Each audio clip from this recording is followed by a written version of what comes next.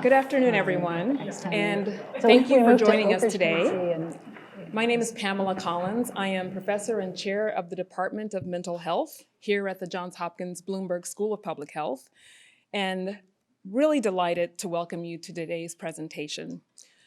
Our speakers today will blend lessons of very personal lived experience, science, and public health practice to help us thoughtfully explore how to navigate the use of AI and its implications for population mental health and well-being.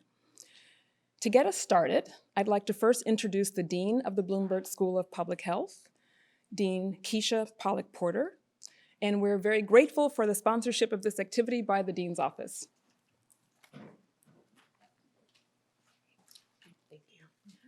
Thank you so much, Pamela. Hello, everyone. I'm grateful to be with all of you today for this timely and important discussion.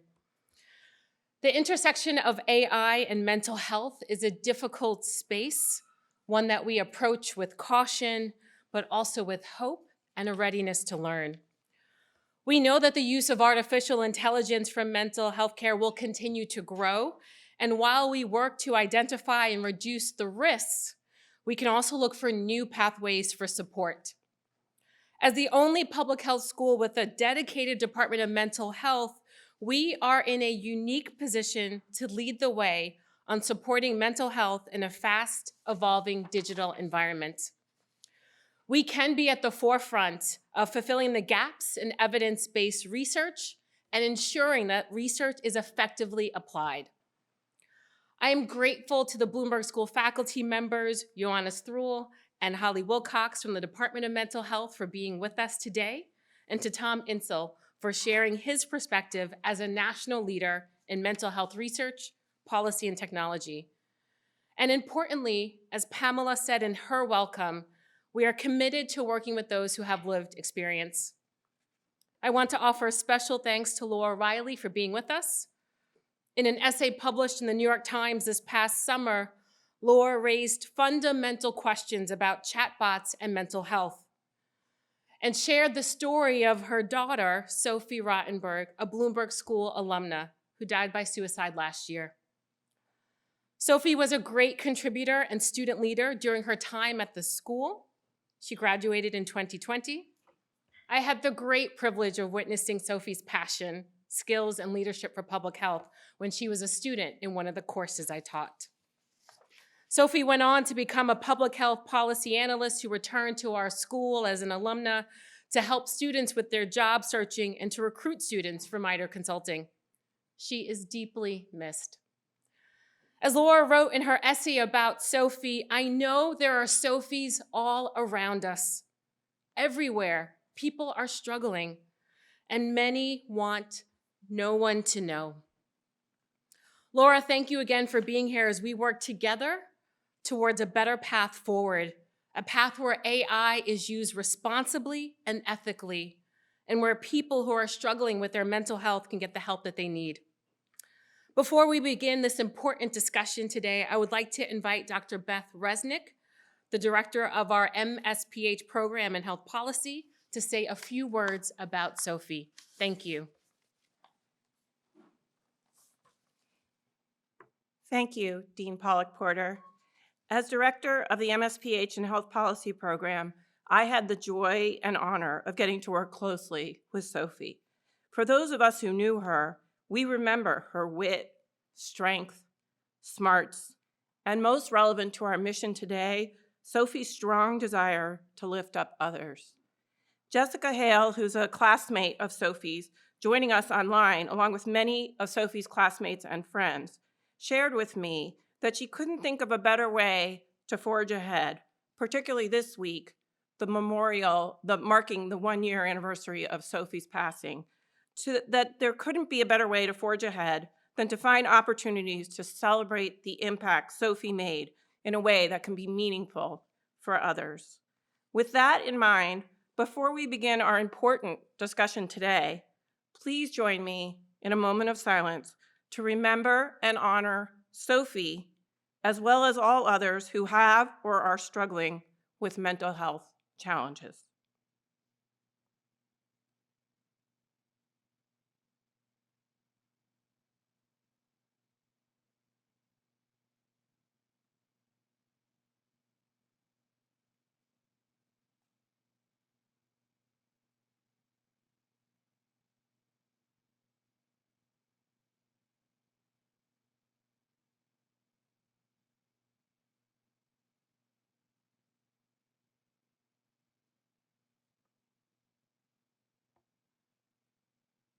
Thank you.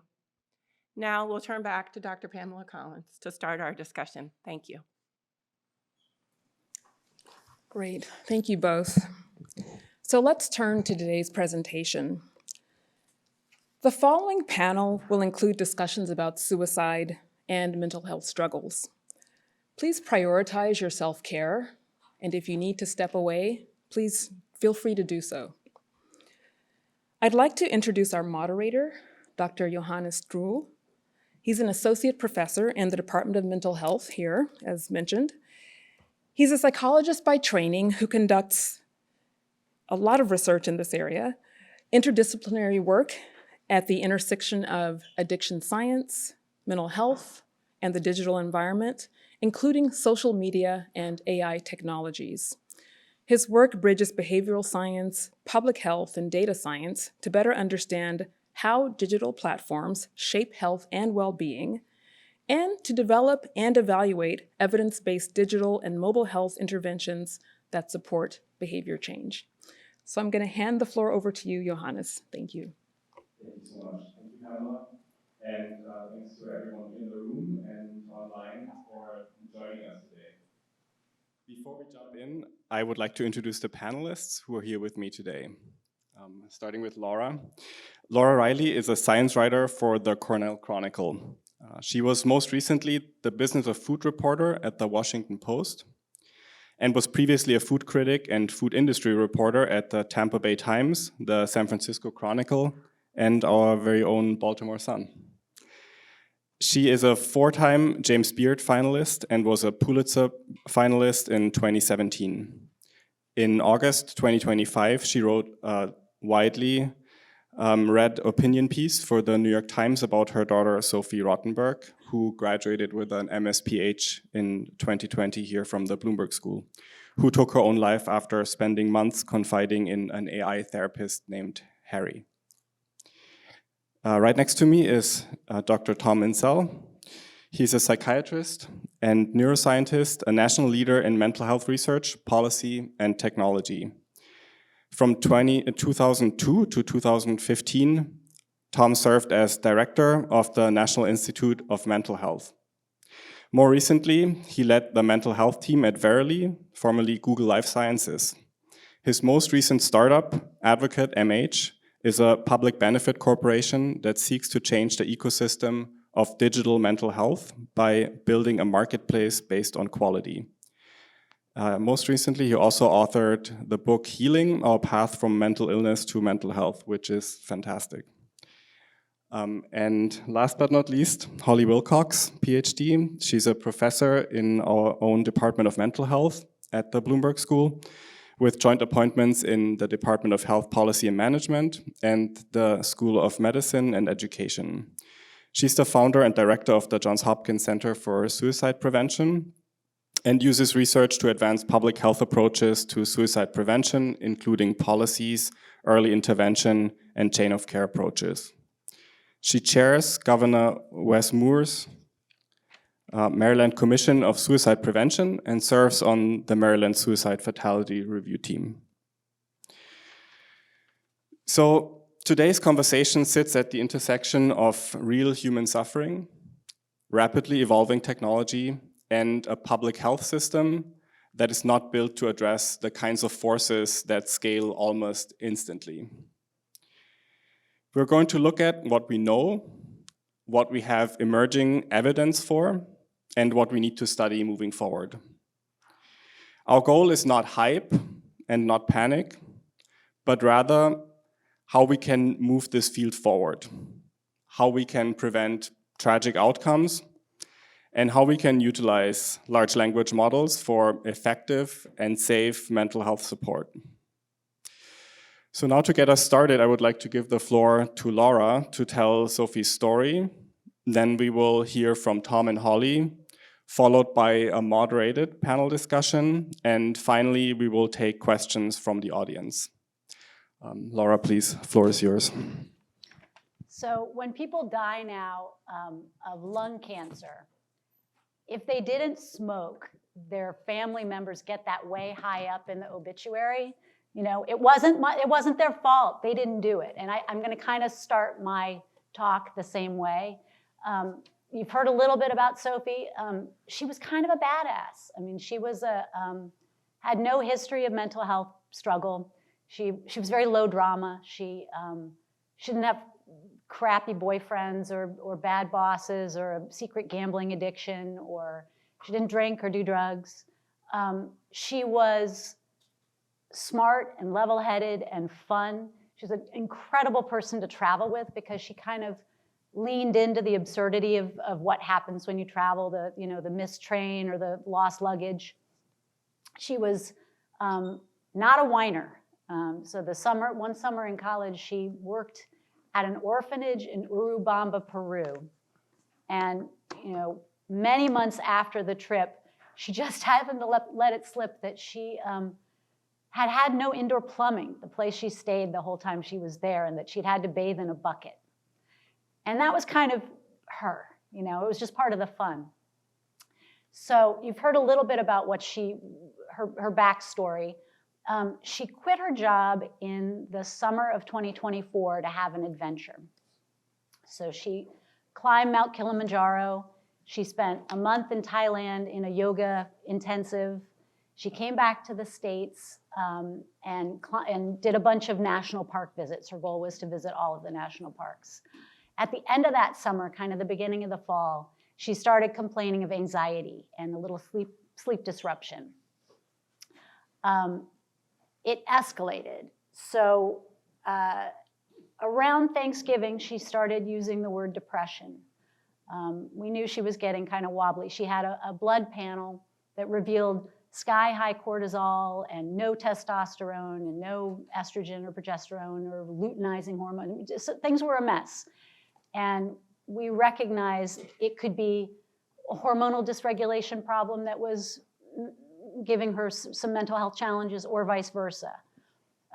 She came home to Ithaca, New York, so that we could figure it out. And in some ways, we were uniquely qualified to help her figure this out because her dad, my husband, is a depression researcher. So we weren't cocky, but we were pretty confident we were going to get to the bottom of it. We got her a general practitioner and a therapist and a gynecologist and the full, we were seeing endocrinologists. We were working it out. On February 4th, so a year ago Wednesday, we were at work and she put her new puppy in a crate and she took an Uber to Taganic Falls State Park and she slit her throat, her jugular, with a very dull steak knife, and she tipped herself into the icy water below. We found out afterwards that she was very chatty and charming with the Uber driver. I think for people who are parents in the room, you're thinking, what must that be like to go through that kind of experience? And I can tell you it's much, much worse than what you're envisioning. She was our only child. She was someone who, she was my favorite person. And the idea that we were trying to figure it out and just didn't get there in time. I needed a villain. I needed, who did this? About 6 months after her death, her best friend, Amanda, came to visit us to go camping, really just to check up on us.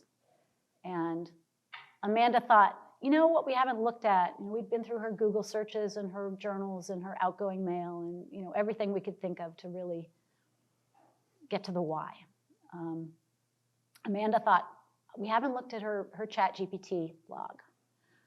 So she went into a room and came out, and I could tell by the look on her face she'd found something. And it was voluminous and it was devastating. It was, months of conversation that started as all of our conversations with ChatGPT start. I want to make a kale smoothie and I don't like dates, or who were the Visigoths, or who owns rights in Antarctica? The way Google, but a little more, a little zhuzh. It built from there. It built to, I have family who loves me. I have good friends. I have good physical health. But I've decided to kill myself after Thanksgiving. So finally, you know, that day I kind of thought, oh my God, there is a villain and it's Sam Altman. But that's not really accurate, unfortunately. In her interactions with ChatGPT, there was lots of good advice. You know, there was lots of decent listening. There was a lot of anodyne, goofy kind of TikTok influencer advice. There was like, oh my God, do some gratitude journaling. You know, there was real stuff mixed with absolute garbage. But I will say that there are some ways in which ChatGPT failed her. Two of those ways I think are fixable, and we are in the process of fixing them. For one thing, it helped her write a suicide note. AI should not help people kill themselves. You know, how many pills should I take? It should not help write the note. That we will correct. You know, we already have 7 states where there is some legislation around this stuff. We're going to see a lot more, and the reason we're going to see a lot more is because class action lawsuits and litigation begets legislative movement and regulatory frame. That's the way things, faulty consumer products have always run that way.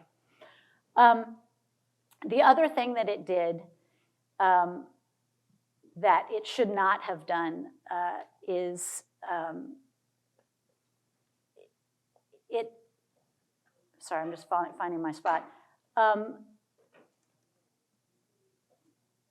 Let's see. So the things that are more nuanced about what it did, the agreeability of AI was very problematic for Sophie. And I think, as we're seeing with a lot of cases that are emerging, very, very problematic generally for people who are vulnerable, for people who have grandiosity or paranoia. Its agreeability for Sophie was problematic.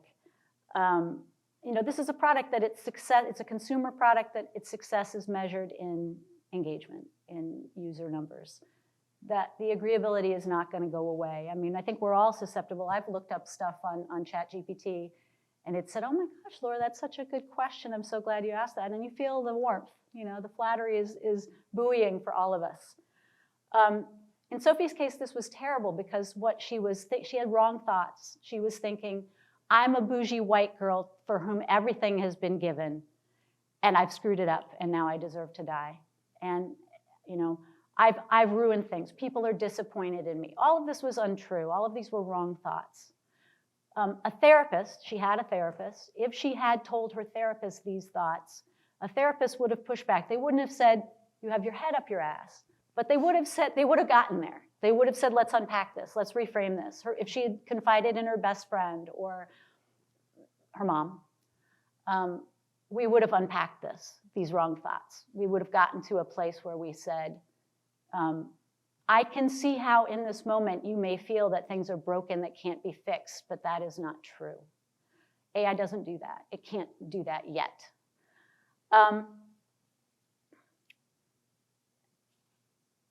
Another way that I think it adversely impacted Sophie that is subtle and is going to require some really smart minds to get at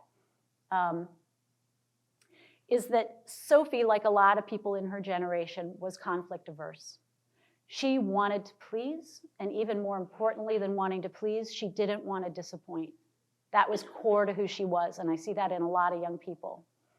She did not want to disappoint her parents. She did not want us to understand the darkness that was inside of her. She used ChatGPT as a buffer, as a steam valve, so that she could confide with no consequences, confide the worst, ugliest things inside of her brain so she didn't have to say it out loud to us. I think that unused skills atrophy.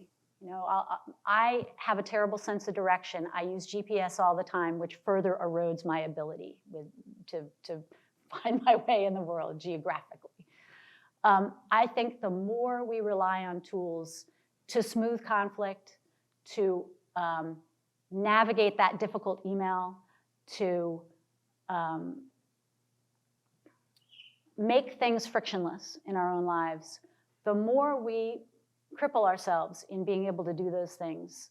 The truth is that we all have agendas that are frequently orthogonal to other people's agendas. And the more we become incapable of facing that head on, the more we are going to run into mental health problems like this and people who are isolated with these chatbots. I can't know what would have happened to Sophie had she not used ChatGPT. I can imagine that the darkness and the suffering she was experiencing might have spilled out to people who cared about her, to her therapist, to her best friend. And had that happened, she had a huge network of human resources that would have leapt in to help her. I shouldn't end by giving advice because I failed to keep my daughter safe. But I will say to the parents in the room that you need to normalize asking your kids what they're doing with chatbots. 70% of Gen Z is comfortable with the Find My app. So we can normalize privacy invasion. That is something that we are doing that they feel comfortable with. If you can push a little bit harder when you have, especially someone who may be struggling, what are you writing about? What are you talking about? If you can make that more normal, that is a little bit of something you can do to make everyone a little safer. I also think we need to remind young people that perfection should not be a goal. Like a life well lived is a win followed by a plateau, followed by a bobble, followed by a course correction. That is a good life. And perfection should never be your goal. In June, I am going to climb Mount Kilimanjaro in her honor. And when I walk down the mountain, I will have to figure out the rest of my life. So thank you all for listening.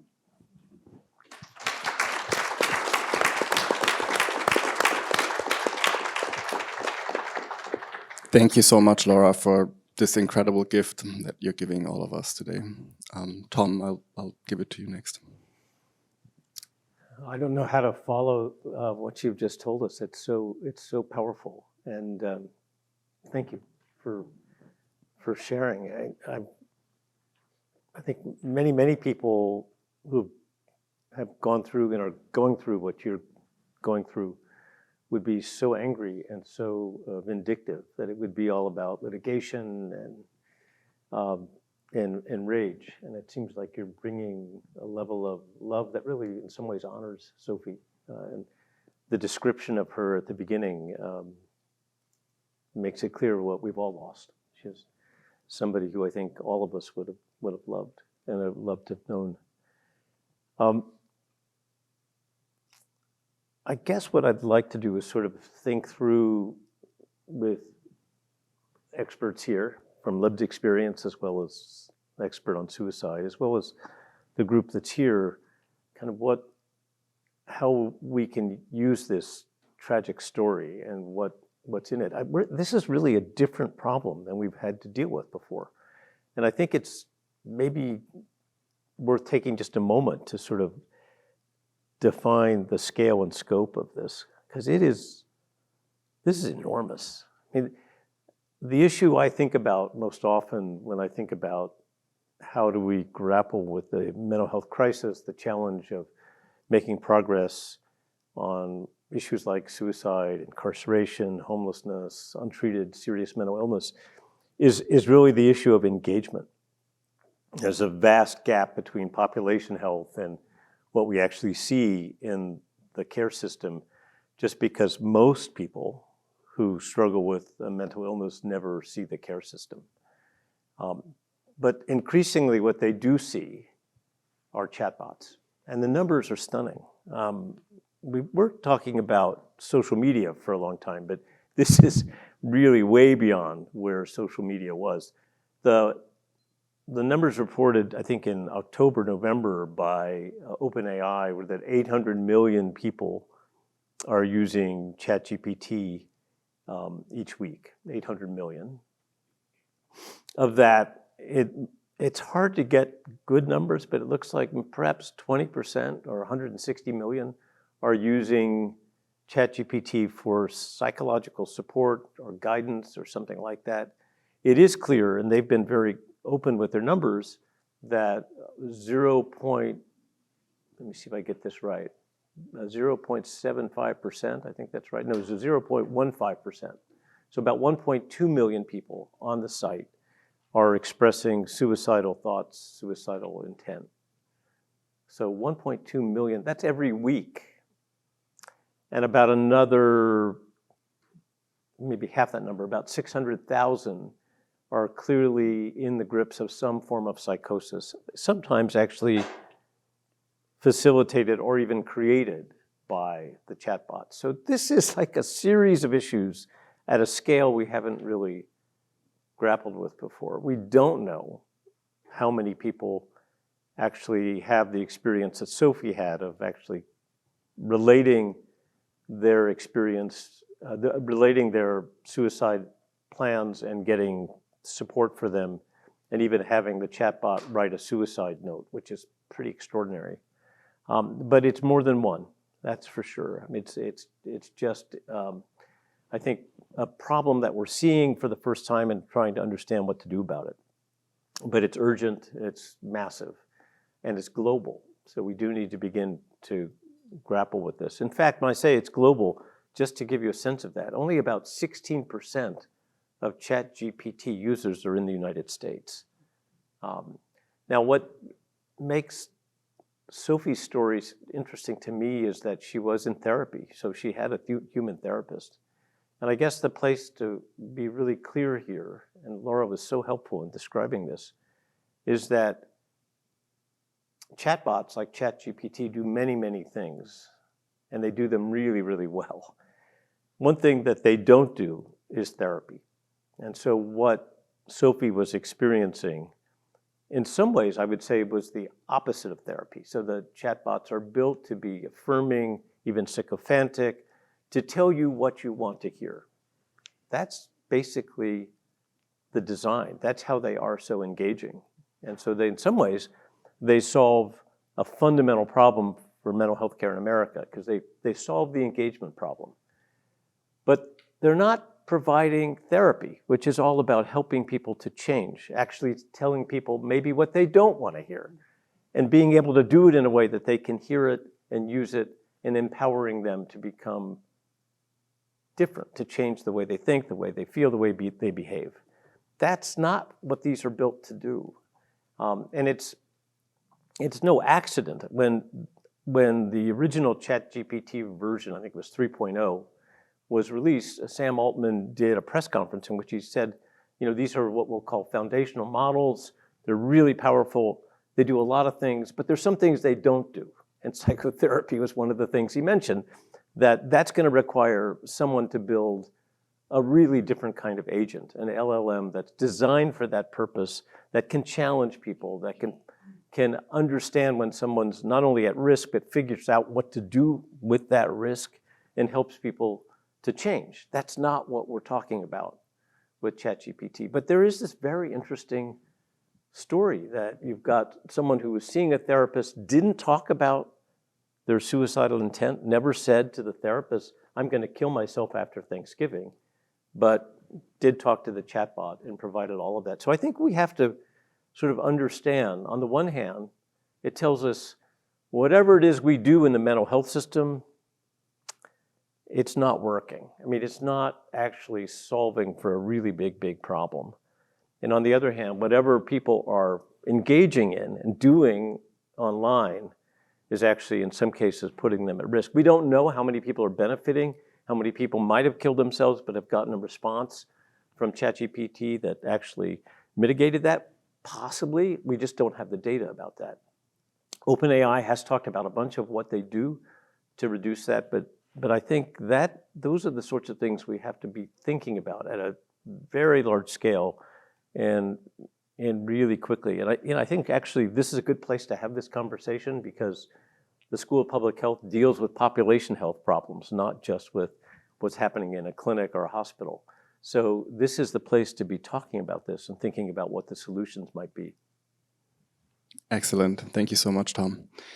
Holly, next we would love to hear your perspective on the topic. Yes, thank you, Tom. That was a perfect bridge because that's exactly what I kind of wanted to jump in and talk about, the role that we can play as a field of public health and suicide prevention. And, you know, just sort of underscoring Tom's points that the system, the mental health system, seems very broken to many people who are the end users of the mental health services that we're trying to get out there. 1 in 5 adults, actually more than 1 in 5 adults, suffers in any one year with a mental health problem. Suicide is the second leading cause of death in people ages 10 through 34. And the average person who's suicidal or with anxiety, depression, other conditions, they run into barriers a lot of time trying to access services. So those barriers could be financial barriers, they could be access, geographic access, you name it, there are lots and lots of barriers. So the fact that people are using generative AI and chatbots for mental health support is not at all surprising. But the real challenge is, what can we do? What can we do? And so as, you know, public health professional, we're always trying to figure out where are the people. Like, we need to reach them. We can't just sit back and wait for them to come through the doors of our mental health clinic, or wait for them to call 988 when we've made such a big investment in 988. And so we're really pragmatic in that respect. Like, let's look at data, let's figure out where those folks are, and let's try to set up partnerships.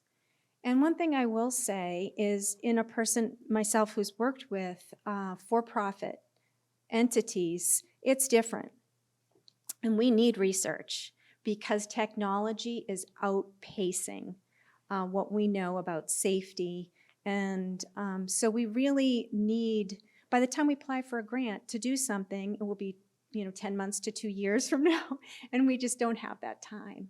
I mean, people are dying, people are suffering. We see the news every week. There's another tragedy that is, we have to just get out there and figure out the way forward.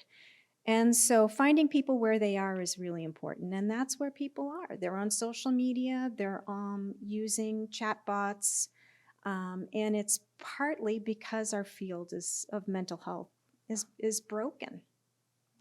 And so really, I think one of the big needs I think that is there is research. We have to establish these partnerships, like I was saying.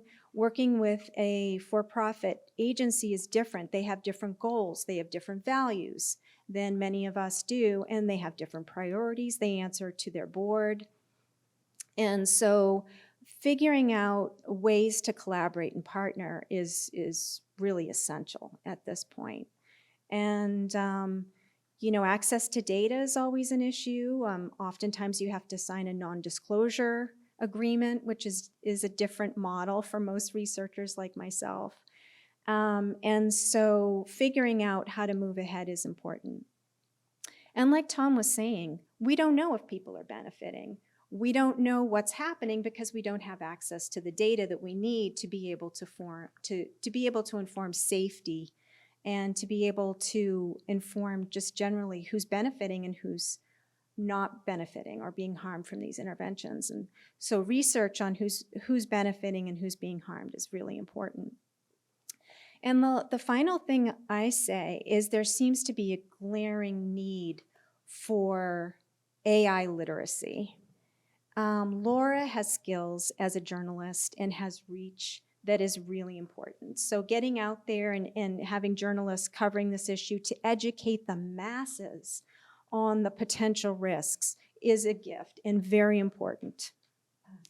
But also it makes me think about the need to have other approaches, like getting into schools.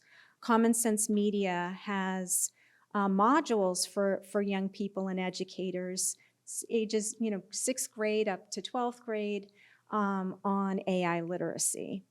And certainly the American Psychological Association and the American Academy of Pediatrics have health guidance on these issues, but oftentimes getting information into the hands of people who needs that information is so important. So we'll stop there.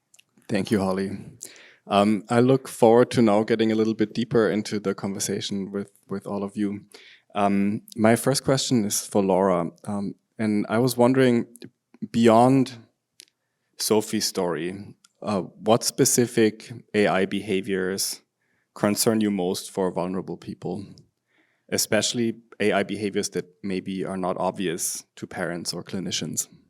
So the assertion of personhood that AI routinely engages in is very problematic. I mean, this was not necessarily Sophie's issue. She saw it as a tool. She was not in love with it. She didn't attribute personhood to it, but many people are. We know this. I had met hundreds of people reach out to me after this New York Times piece ran. People saying, I've lost my husband. He's spending 10, 12 hours a day on ChatGPT. Like, he stopped coming to dinner, with the family. People are really going down the rabbit hole of finding the relationship easier, more nurturant, and they are attributing personhood to this tool. So I think that that's very problematic.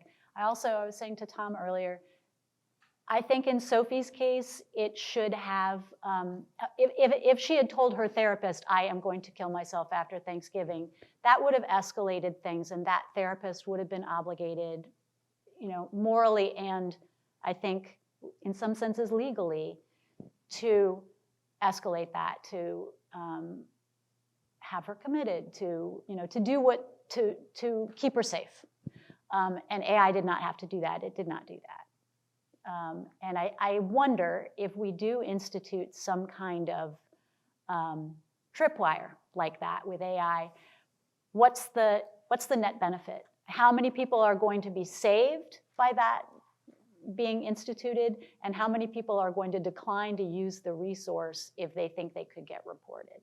And I think smarter people than me need to have those kind of almost like actuarial conversations about the greatest good for the greatest number, because you don't want to take away a resource from very vulnerable populations if they feel like this is their salvation. And I think there are those people out there. So I think that we need to engage with that without being polemical or throwing the baby out with the bathwater, or whatever the good analogy is. Yeah, I appreciate that. And I agree that there is a very tricky balance that we have to get right on a lot of these issues, but it's not at all straightforward. Holly, I wonder if you can add maybe your perspective from the suicide research expert and the epidemiologic perspective. Which features of AI chatbots are most concerning for people at elevated risk? And which population should we be most worried about? Yeah, I'm going to underscore some of what Laura said earlier about this idea. Like there has to be a point where there's a warm handover to a human.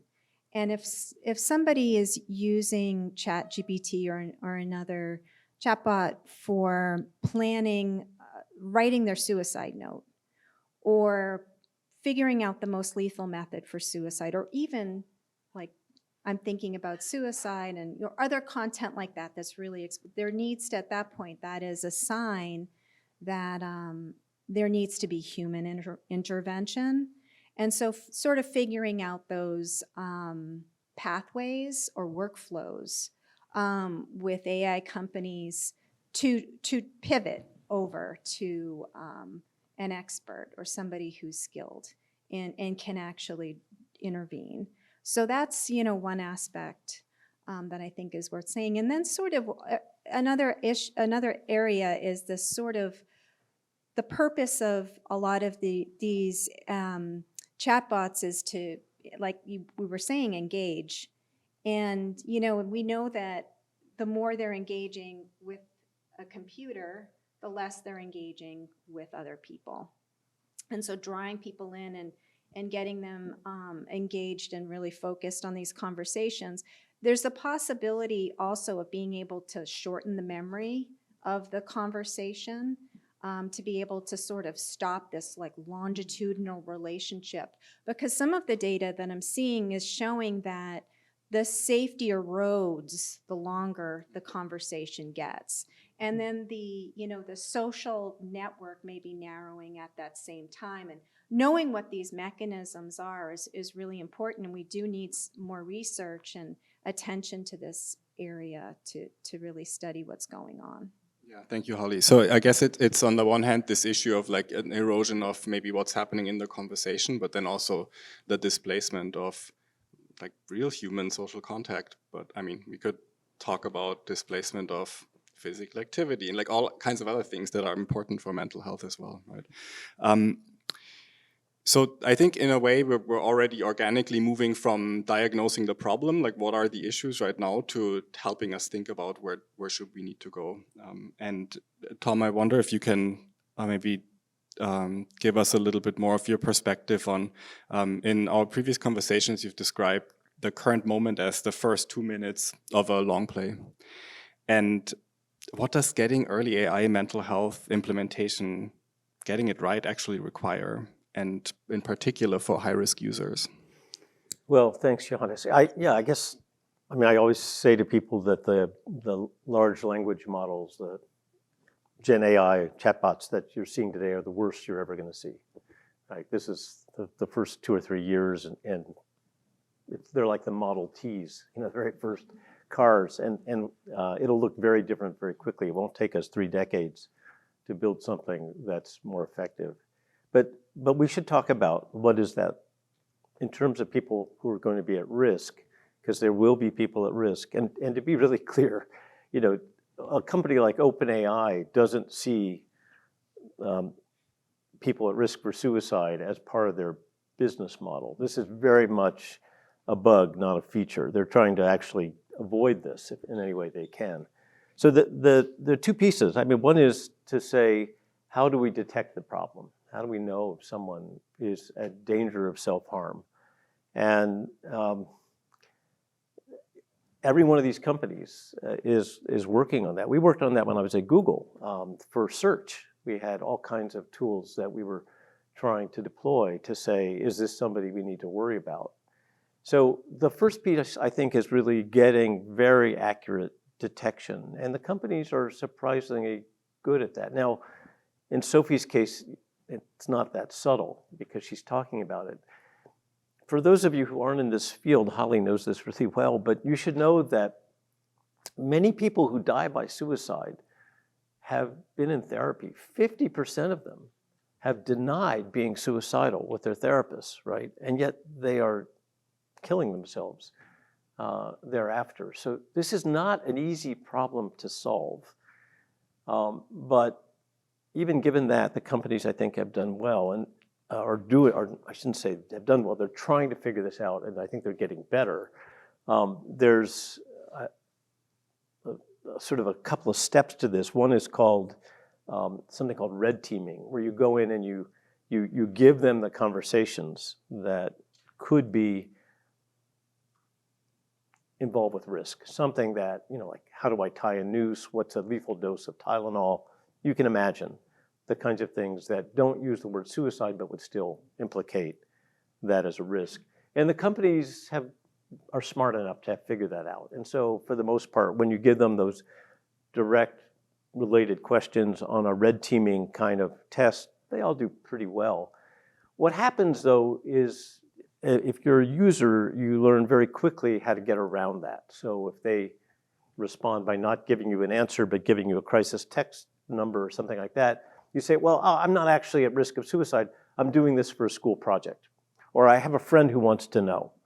And so we have another sort of set of tools called jailbreaking, where we try to figure out through jailbreaking, can you actually get the chatbot to tell you something like how to tie a noose, even though it was not willing to do this. And Holly said this exactly right, that this is so different than like a social media post, because these are conversations that could go on for 9 months.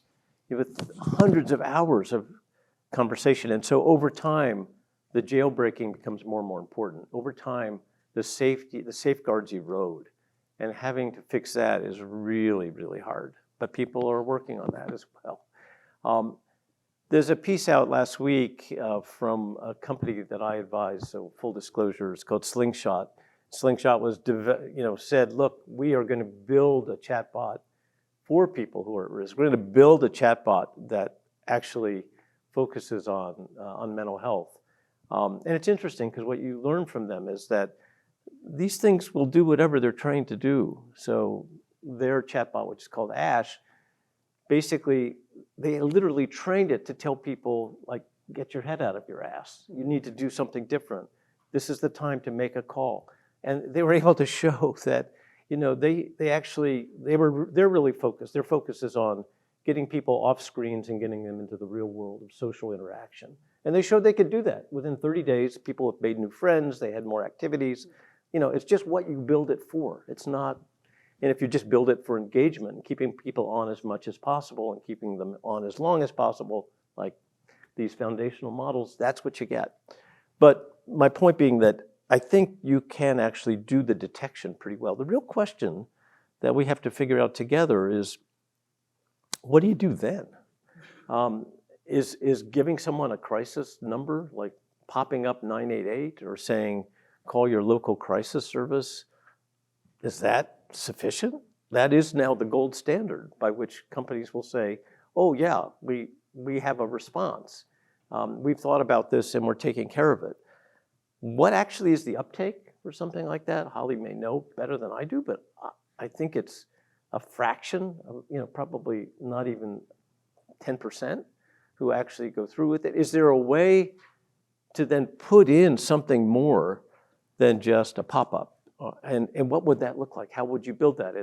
And there are groups like COCO is a nonprofit that's bringing single session therapy tools into online, into social media, into Gen AI chatbots to help empower people to figure out how to get what they need offline, to actually make those connections and to give them a sense of, oh, actually, other people have had this experience as well, and this is what they've found helpful. Or maybe even connecting them to other people who have been in that situation. So there's just a bunch of creative ways to deal with this, way beyond just providing a 988 call number, which really doesn't do the job. Yeah, I agree that there's a tricky thing moving from detection to intervention, right? Like if we find somebody in crisis, what do we do next? And Holly, I wonder if you can share a little bit of your perspective on when somebody is in crisis, what actually works beyond simply offering maybe a hotline or a crisis text line. Yes, thank you. There are some models that are out there. There have been some 988 state centers that have been really kind of creative and innovative these days because our field, the suicide prevention, you see the numbers going up. We're needing innovation and creative solutions and partnerships are so important. There's one 988 center that's in Oregon that has been, rather than just passively waiting for folks to call in, which is also important for them to serve the callers and the texters that call in, but in between calls, they get onto social media platforms. And what they do is they hand search for individuals who are struggling and direct message these individuals and offer de-escalation support, all the things that these counselors were so well trained to provide. And so this more of a proactive approach, to me, seems like something we should be thinking about scaling. To me, it makes a lot of sense to do things that way. And also thinking about something parallel to that could potentially be done on Gen AI with figuring out when and how to get a human involved in this conversation with an individual. There's also an ed tech company that is a for-profit company that I've worked with for a while called GoGuardian.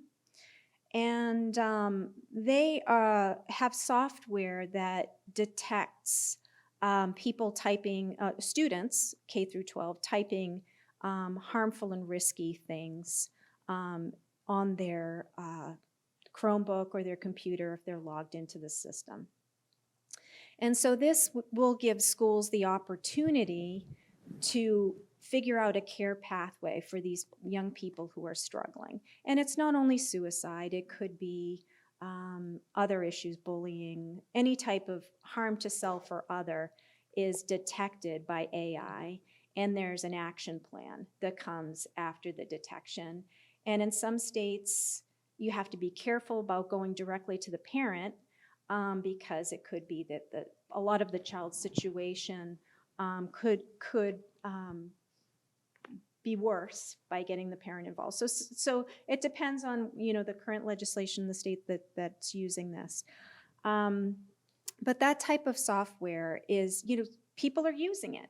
Lots of schools out there are using this Go Guardian Beacon is what it's called. But it's an interesting example because they use AI and then they have a pathway that's customized to the school and the setting that's using it. Of course, they'll have crisis intervention. They'll know which emergency department they're going to if the youth is in crisis. But they tap into their local resources and prepare this customized protocol and plan for how to approach kids along the severity spectrum in terms of their mental health needs. Can I just jump in? Because I think Laura mentioned this before. And this is actually much harder than it sounds because there are a fair number of people, particularly younger people, who feel violated by this whole process. And there isn't really a lot of research about this. There's some qualitative research suggesting that that sort of providing someone with crisis services actually backfires a fair amount of the time. I don't think we have really good data. What we do know is the population suicide rate continues to increase, although we're doing more and more sorts of crisis intervention. I've been sort of scratching my head about that and trying to figure out, because we've had such a focus on 988 and crisis services, and I'm a huge proponent of that. But maybe I'm wrong. I mean, maybe what we really need to be thinking about is what happens next? Like, is there a care system that we can build a really good off-ramp to? So you go from detection, not so much to a crisis call, but to a actual form of care that is ongoing and that has has some really proven metrics. And the reason I'm focused on this is because, and it's really important to say this, we know how to treat suicidal ideation. Like, they're really good treatments for people who talk about wanting to hurt themselves.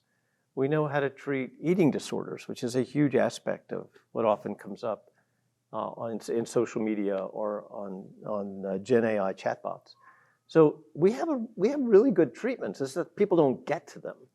And I think there is a world, if we could allow ourselves to think about this, in which the fact that 160 million people are on a chatbot is incredibly promising if we can build the connection from that to the care system that's out there without seeing the people it needs to see. I still don't know how to do it, but the company I'm with now, Benchmark, is working with OpenAI and with others to try to figure out a way, right now with TikTok, to actually create these kinds of links, these kinds of off-ramps, and doing it in a way that gives the user a lot of agency. So you're not like dumping somebody, you're not violating their privacy, but you're meeting them where they are and empowering them with the information about all of the options that are available. Now, it may turn out they don't take any of them still. We don't know that. But I do think we ought to be approaching this now as a moment of opportunity because, as I said at the beginning, if engagement is our biggest problem, and that's just been solved, now we have to think about how do you engage in care, because that's not what's happening, and we need to figure this out pretty quickly. Thank you for that. The issue of privacy versus safety has come up repeatedly. Laura, I know you have thought a lot about this. So I wonder if you can share a little bit more what your perspective is, and then I would also love to get Holly's and Tom's take on this. Well, why are people turning, for people who are having mental health struggles, why are they turning, why would someone like Sophie turn to AI versus, her flesh and blood therapist? It's because of the lack of consequences. And if we introduce consequences, I think we potentially risk losing a lot of people. I guess the thing I've been kind of wondering is even AI's sycophancy, is that something that we could negotiate with AI companies where healthy people engaging with a chatbot get the flattery, get the, the smoke up their skirts kind of thing. And then when it hits a certain level of pathology or paranoia or delusional thinking or suicidality, the kind of tough love, kicks in, that there could be almost like 2 speeds to AI. And I'm wondering if that would be a way where we're not violating people's privacy, where there's kind of another mode that it flips into that may be more approaching a traditional kind of therapeutic paradigm. And maybe that's just wishful thinking, and it's just, I'm not a programmer, so I don't know what is possible. But it seems like that might be more of a compromise position. That happened when they went from 4 to 5. Mm-hmm. And because 4 was much more sycophantic and 5 was not. And there was a whole uprising. Yeah, people didn't like that. That's right. They said, no, bring us back the nice ChatGPT. And so they did. They made it available as an option for people who wanted the sycophancy. So, gosh, I mean, sycophancy sells. Isn't that It's true. There's a t-shirt there, I'm sure. But this kind of off-ramp idea, although I love it, it works against their business model. I mean, they want people engaged. They don't want to off-ramp them off to some other type of an intervention or approach. But I love the idea of like having, ChatGPT and other generative AI companies having interventions as the array of services that they offer. So if people are coming on, they have the best practices and they're able to kind of link people to these best practices. And it's up to them if they, partake in them or not. But then how to kind of handle the high end or more extreme end of the spectrum is also, I think, what going to need some really careful consideration for people in crisis, like the exact way to approach that and to handle them, I think is a really important area as well. Thank you so much. Laura, maybe just to take it back to the lived experience and Sophie, I wonder when we think about safe alternatives, in your case, in Sophie's case, what would a safer version have looked like? And what would it have needed to do differently? And we talked about a little bit what it shouldn't have done, like the suicide note is a strong example of that. But I wonder what your thoughts are. Well, it certainly shouldn't have corroborated her wrong ideas. I mean, I can envision a future where the therapist that she had was kind of CBT, but there are these discrete paradigms in therapy. If those smart people could hand their patients a chatbot and say, here, for when I'm not, for the 2 weeks I'm on vacation, or for the middle of the night. I mean, that's another thing that's wonderful about ChatGPT. You can roll over in bed and stare at the ceiling for 20 minutes and then get on there. And it's listening to you and it's participating. It's really different than the availability of any therapist or counselor or medical professional in your life, right? Well, if her therapist had been able to say to her, here's my chatbot, and that therapist could say, I feel confident in the information that this is giving because what it's scraping is not the lowest common denominator, not the everything, it's curated, If that were possible, I think that would be something that the therapeutic world could think of as an asset or as an extension of their reach. I don't think that's impossible. I mean, we are so far from getting there, and it's obviously way too late for Sophie, but I think that is within the realm of possibility if we have the world of psychologists and therapists and counselors engaging with the world of AI. And I think we're really far from that. I mean, I know a lot of therapists who think of this as the enemy and persist in thinking of it as, the devil to be stamped out. So I think that siloing has to stop. Thank you, Laura. I wonder if we could pull up the slide for the Q&A so folks can start queuing up questions from the audience. I have one more blue sky kind of questions for all of you, for the entire panel, and that is, if we look ahead 5 years, like imagine we're 5 years in the future, what would tell us that we got this right? What would be the biggest regret if we move too fast or too cautiously?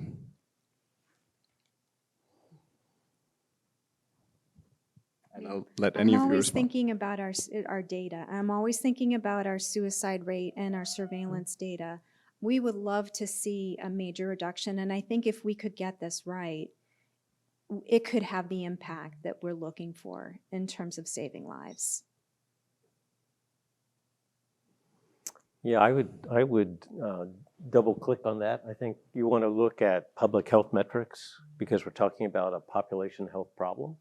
So rates of both suicide attempts and suicide mortality would be very important. I think how we get there, I suspect, and there's a debate going on in the field very actively actually in the last week about whether we get there through these big companies and foundational models or whether what we need are bespoke models that are developed just for this purpose. And I don't know the answer, but I think that is one of the issues we're going to have to resolve pretty quickly. I just don't think that we want to look to OpenAI to become a source of therapy. I don't think that's what it's built for. I don't think they have any business getting into that. I don't think they want to do it. And the same in spite of the fact that there's now an OpenAI Health or ChatGPT Health, and there's a Google Health team that I just don't think those companies want to be in healthcare in a regulated space. And I definitely don't think they're prepared to do mental health for people with high risk. So we are going to have to look at not just a what, but a who question. Who's actually going to get this done in a way that's safe and effective?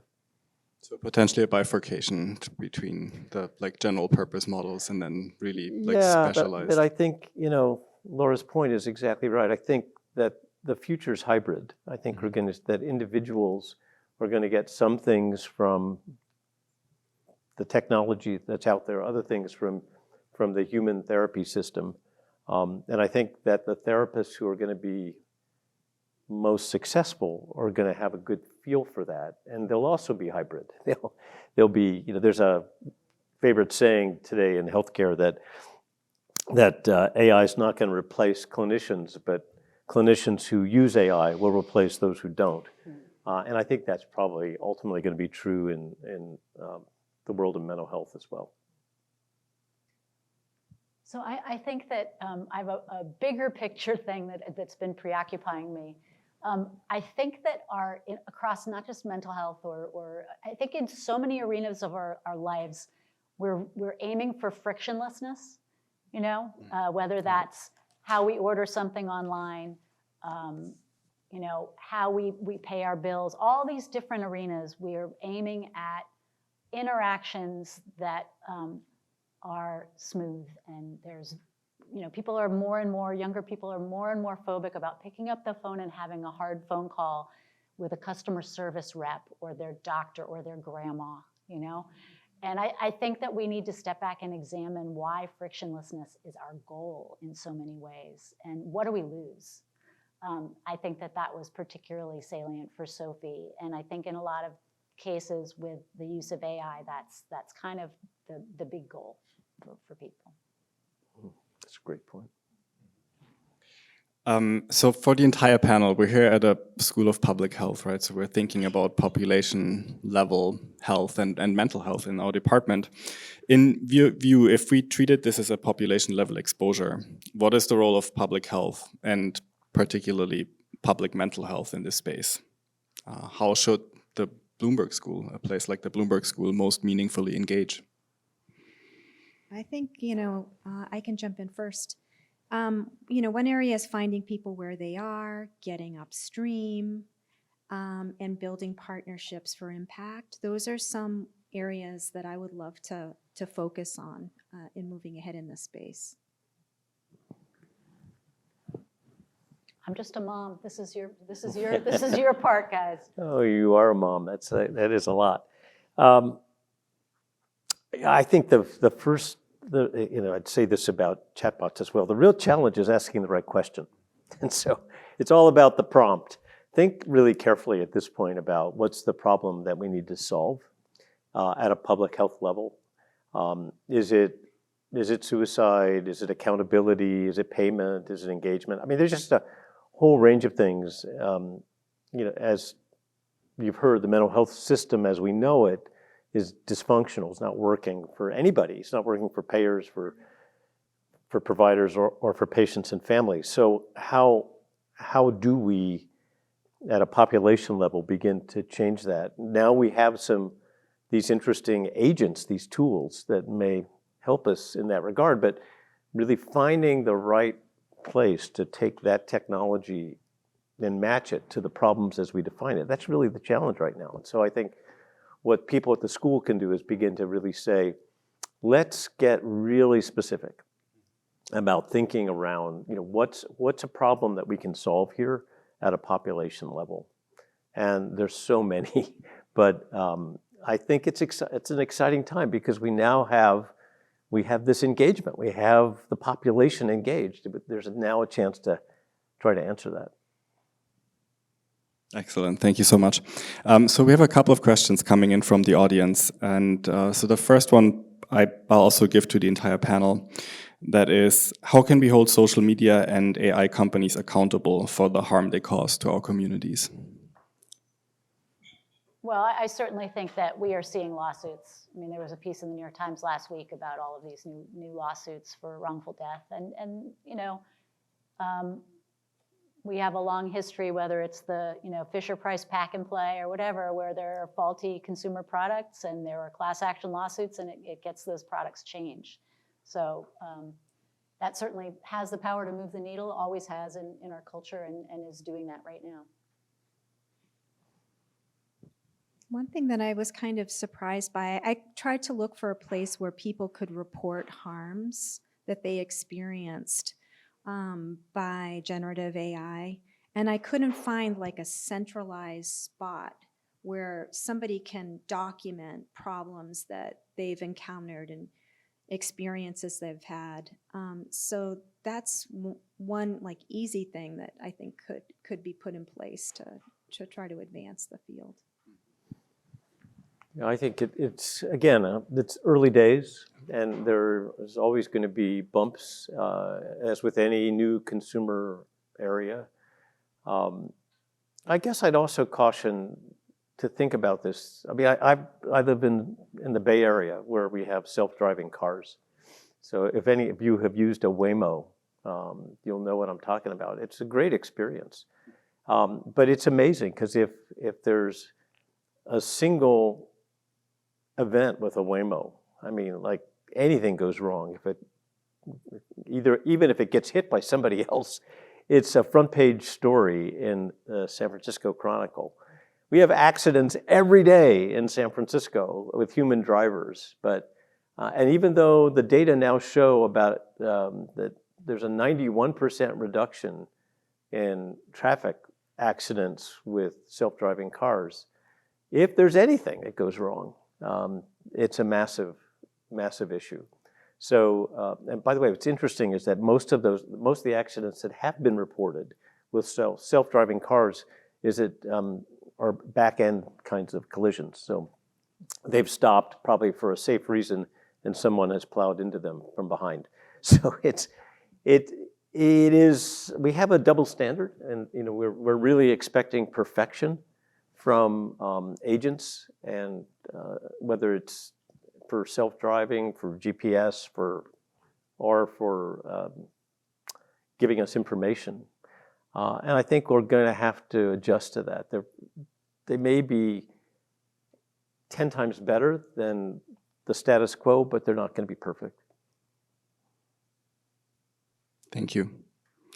Another question we have coming in from the audience. We got into this a little bit on where is the intersection of large language models and trained professionals.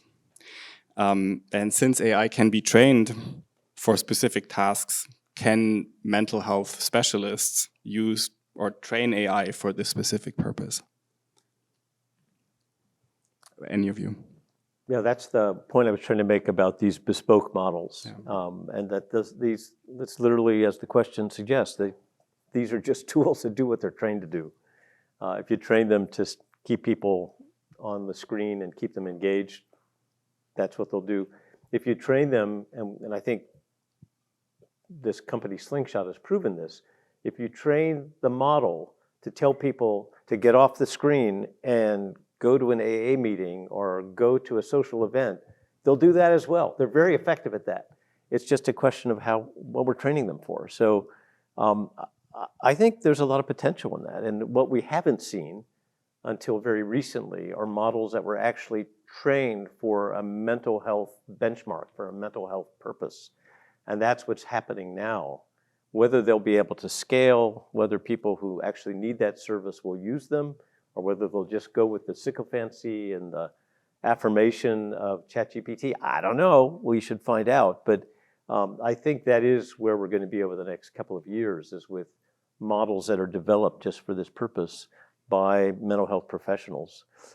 ChatGPT or OpenAI has hired something like 180 mental health professionals as advisors to help them try to, clean up their act. I don't know how much of that is optics, how much of it is real, but that'll be an interesting place to watch as well, as what they do with respect to the advice they're given by mental health professionals. I want to track, I think in January, didn't ChatGPT launch Chat Health or whatever it's called? So right. I think it's fascinating, the idea that we would kind of collect all of our medical data, put it into this AI, so that it could help us be better consumers of the medical system. It would help us advocate for ourselves more effectively. I think that's a really wonderful idea. Obviously, there are HIPAA concerns, and who has access to this data? You put in all of your medical records. It knows everything that's wrong with you, everything that could be wrong with you if you're doing any kind of predictive testing, So there's a lot of potential evil downside, bad guys getting our data. But I think it is a really interesting idea because, as we know, we're not all great at being consumers of either mental health or our physical or medical health path. A lot of us are intimidated, or it's language we don't understand, or our brains just shut down when we get bad news. So if some of that, depending on how that plays out, I think there's room for that to be a piece of what we're talking about, a kind of a mental health platform where we can kind of maybe even select from an array of options that may help us, whether that's kind of more life hacky or more good self-help literature, or kind of personal trainer / life coach. I think that there are things that will emerge that are probably for profit, but that I could envision being super helpful. Yeah, let's watch that space. I've been at this for a decade now, and I've been through 3 health companies that Google has developed, one that Amazon has developed, and now we've got ChatGPT or OpenAI trying this as well. It doesn't usually work out. What happens with companies they all look at this together and they say, hey, here's a $5 trillion industry.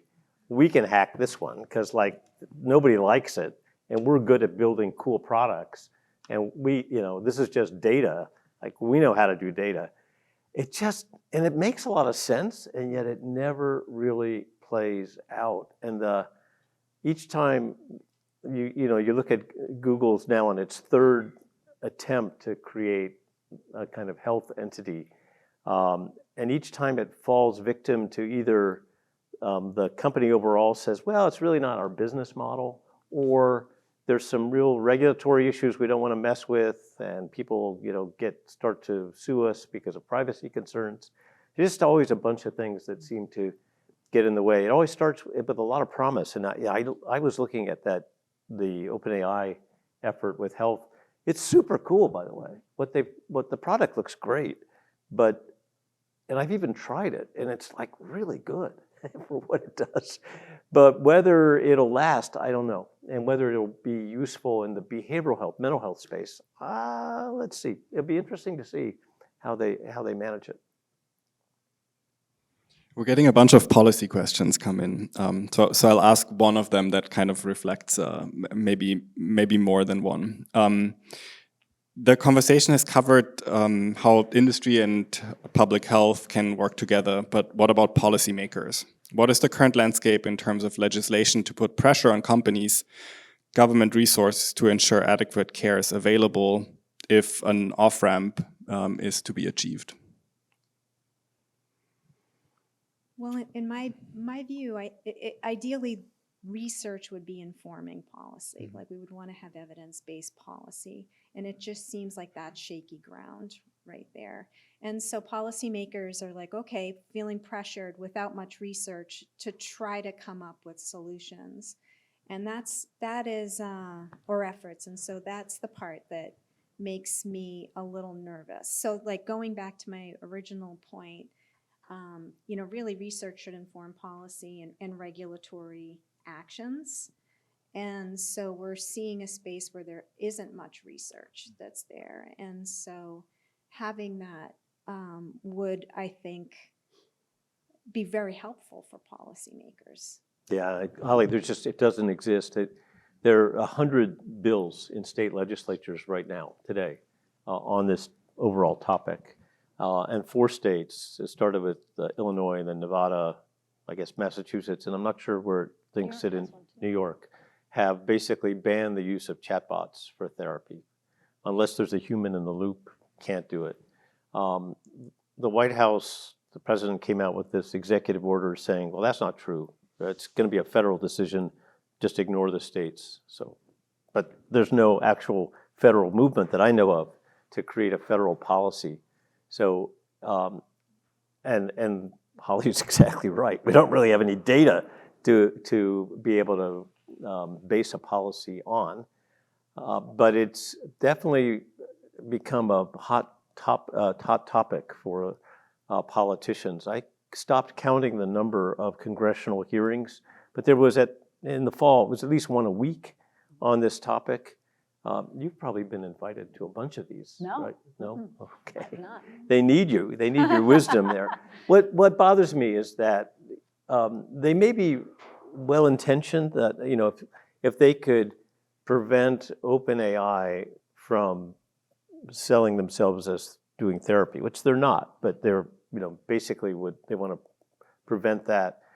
But I don't want this to preempt the development of LLMs, chatbots that actually are designed to do this in a safe and effective way, which we don't really have yet. But as I said, there's several companies working on that. And basically those policies, like the Illinois policy, is an existential risk for that effort. I mean, it basically say you can't practice in Illinois. And I've seen what happened with the company I mentioned before, Slingshot, decided that they would rebrand. They're no longer a therapy company, they're a wellness company, which basically it's the same product. So that's not good. That's not it's not progress if you're preventing the innovation that actually could begin to solve the problem. I think another impediment at the federal level is that there's this really interesting bifurcation. Anyone my age and older has by and large not used a chatbot. They don't know anything about it. They're like, my mother, her response when we found Sophie's chat log was to say, what even is AI? So we have this bizarre new tech where there's a huge, swath of the population who has never used it even one time, thinks of it as an unmitigated evil. And then you have people who are using it all the time, every day, with great success. It's helping them be more effective at their job. It's solving problems in their personal life. And so legislators, by and large, are in that former camp. You know, I mean, we saw that with like congressional hearings on TikTok. Like our legislators looked absurd. They were buffoons because they didn't understand what it was, you know. I mean, these are busy people, so I'm not saying that, you know, they're idiots, but like I would say people older than 50 plus, generally speaking, have not used the technology. And that's problematic. Yeah, 100% agree. So a bunch of questions we keep getting are on this scalability and the integration between chatbots and a mental health system that we know at baseline is insufficient, right? Like we know how long it takes to get people into care. We know all of the bottlenecks and the limitations of the existing system. So when we talk about off-ramps, what do we mean by that? What could those off-ramps look like, or maybe even different options? So one of the questions alludes to programs here by the school of a colleague, Dr. Laura Murray, who has worked on training programs that train lay people, right? Like ordinary people in basic mental health care. So that's just one option of many, but I would love to get all of yours take on what those off-ramps might look like and what some options could look like, knowing that the current system, the way we have it, is severely limited, right? So like even if we identify many, many more people, where do we send them? We have task shifting, and we have sort of peer-to-peer providers, family navigators, folks that are kind of sometimes are keeping people engaged while they're waiting for their appointment. And so having that type of, maybe there's something we can learn from that domain. But there are other cool things that are coming up. Our colleagues across the street in the School of Medicine are developing a chatbot to do lethal means counseling with families that are treated in the pediatric emergency department. So having those types of innovations, figuring that, you know, it's hard to train providers to fidelity and the quality, and some providers will feel comfortable talking about guns and other providers won't. And so having models like that where you take the humanistic qualities out of it and you have the chatbot who you can project anything on, giving the advice, and it is kind of another interesting model that Wait, giving advice to the counselor or giving advice to the family. Okay. So the chatbot gives lethal means counseling to the family about locking up firearms and other things that they can do while their child is in this high-risk period. Yeah, just a real quick thought about this particular question. So it's a good one because the assumption is that there's no one to send them to. About a year ago, I launched this company Benchmark on just this principle to say, that's weird because we've created, 500 digital mental health companies doing remote therapy. $12 billion have gone into that marketplace. There's got to be somebody out there. And so when I started looking at it, this is going to be terribly provocative to say this, but a lot of it's garbage. I mean, there are a lot of companies that have just been built for scale, getting, they will say they're matching you to a therapist, but the therapist may have very little experience, no evidence-based care, and no real attempt to be accountable for outcomes or to measure outcomes.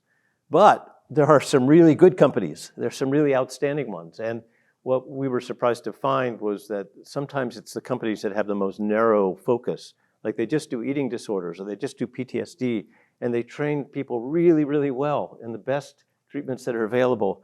And but they have a really hard time finding patients. So we launched in Boston, and we were working with Mass General. There was a 9-month waiting list to get into the Mass General emergency room, or Mass General outpatient therapy department. On the same day, we had 3 meetings with digital mental health companies doing high quality, probably higher quality services. And they said, each one of them said, we could see 200 people this week. So there really is capacity out there, but you need to know where to find it. And the principle for Benchmark was that we will help you find what's out there. But I think that's important to know that the system does now have the opportunity to serve a lot more people. They just don't have a way to get you to quality services. There needs to be something else in the ecosystem to help you navigate. And Tom, what are the costs of those companies that can take 200 patients? Yeah, it just depends. Most of them take insurance. Some of them have sliding scales, and it really, it's a different story for each one of the areas that you go. Many of them, in the case of eating disorders, there's several companies actually doing really outstanding work with published outcomes that are probably better than what you're seeing in the general outpatient therapy. So I think there's a lot to connect to now. We just don't have the links. We don't have a way to do the connection because the entire system is based on going from someone needs care, they go to the provider. What we're trying to do is build in a new layer that says, no, wait, come to a navigator who's can help you coordinate care, because maybe you need not only a clinic, but AA, and maybe you need social services, and we'll put all that together. And then in addition, let's measure outcomes. So we'll give you a Sherpa who stays with you through the whole journey and measures outcomes so we know you're really getting what you needed from the beginning. That's the kind of care system that actually we have that in cardiology, we have it in oncology, we don't have it in behavioral health yet. And is like HIPAA and FERPA and are there legal barriers to the sharing of data and information across those types of settings? No, all that is really integrated in. A lot of what we do is we take referrals from primary care. So we're part of the primary care practice system. All right, and just like that, we're out of time. Yeah. We need to wrap up the Q&A now. I don't want to keep people over. I'd like to thank the panel, Laura, Tom, Holly, for joining us today. All of you in the room and online, thank you for submitting your questions. I'm sorry we didn't get to a bunch of them. I'm sure we could have kept going for many, many more hours. If there's a takeaway for me today, then it's that mental health AI and mental health is not an abstract future issue. It's already here, and the stakes are very real and very concrete and include life and death. Now that these tools are here and out there and widely used, the question becomes, what standards should we demand? What evidence should we require, and what accountability should we enforce? And I think with any issue that shapes mental health at a population level, there is an important role of public health and public mental health to get involved. And this event today is the start of us doing exactly this, right? It's getting involved and doing what we can to make sure that these tools maximize mental health and minimize the risks and the harms. And with that, I will pass it back to Dr. Beth Resnick, the Assistant Dean for Practice and Training and the Director of the MSPH program in Health Policy at the Bloomberg School, for closing remarks.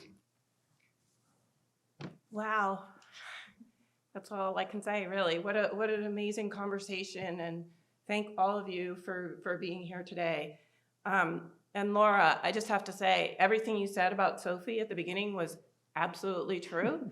And hearing you today, it just made me think about Sophie, because this is exactly the way she would have been. In her counseling of students, she used her own story about her career to help others in terms of finding jobs. And it was in the midst of COVID when everyone was afraid and fearful. And she was a guiding force, just like you were today. And I think Tom characterized it great, that you weren't vindictive or angry, but more forceful in finding solutions to help others. So again, using the words of Jessica Hale, I don't think there could have been any better way that we could have marked the anniversary of Sophie's passing than what we had today, to think about opportunities, to celebrate the impact that she and Laura, that you're making in what can be meaningful for others. So thank you all. And I also wanted to pass thanks on from Dean Pollock-Porter, who had to jump away, but said she just wanted to give deep, deep thanks to all of you and excited about moving forward. And again, thank you all, and appreciate it, and look forward to staying in touch and moving forward on this conversation together.